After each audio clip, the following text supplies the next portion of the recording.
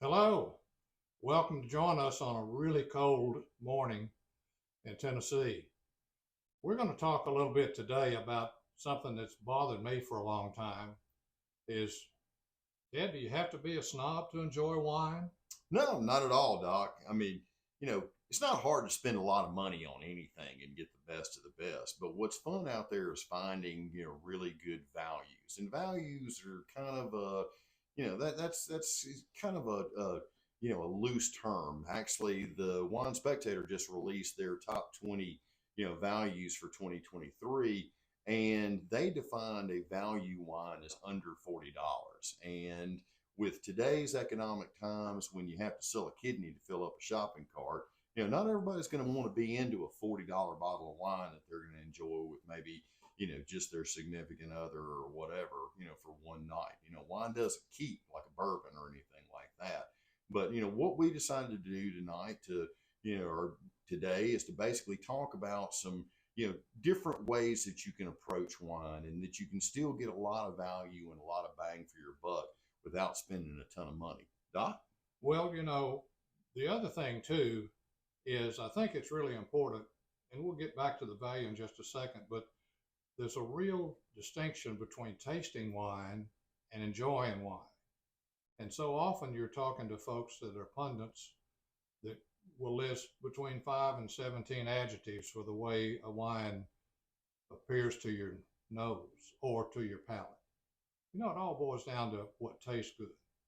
But we've got a couple of different examples and how you can really get wine that tastes good that doesn't break the bank. What about these on a little lazy Susan? Well, what we've done is we've kind of gone into Doc's secret stash and we've picked out some things that, is kind of the best of the best, but also some alternatives if you don't want to really, break the bank, or you're just kind of getting into it and you want to try out some really nice things. Doc, you kind of want to tell them about what we've got? Well, we've got a couple of examples. We've got two Cabernets. This one, which is around $20, and this one, which is around 200 plus. Now, tasting them, you may notice a difference. But boy, this is a nice wine. We enjoy that. Got a couple of blends here. This is about a $15 bottle that we had at a recent wine tasting that folks really enjoyed, and we do too. And actually, I bought a half a case. And this was in some of my younger days. And I don't even know what this thing costs now. And I'm afraid to try it because it might not be good. But if it is, it's going to be dynamite. But you can enjoy. That's the key. Enjoy what you can enjoy by not killing yourself. Don't get rid of that kidney. Go to the shop and have a good choice. Trust your sommeliers, trust your wine merchants, let them guide you down this path. But also don't be afraid to kind of think outside the box. We've talked about a few, kind of upcoming areas and a few little regions. These are both California. This one is, very French, very Bordeaux, very high dollar real estate we're talking about. But this is also Paso Robles, California, which is, kind of a new up and coming area. But some of those, South American areas, Chile, Argentina, you're getting a lot of value there. So look at some of those areas. Washington State is another place that you get a lot of bang for your buck.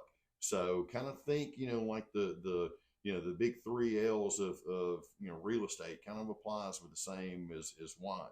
Location, location, location. So, kind of go outside the box, try some other stuff, see what you like, find what you perceive true value in, but also every now and again treat yourself to something really nice. Just doesn't have to be a break your bank. Yeah. And once again, if you're out to dinner and you're sitting at a table with someone who is trying to impress the sommelier with everything they know about wine, go to another table. Enjoy what you've got, and then you can move forward as you choose. Well, thanks for joining us.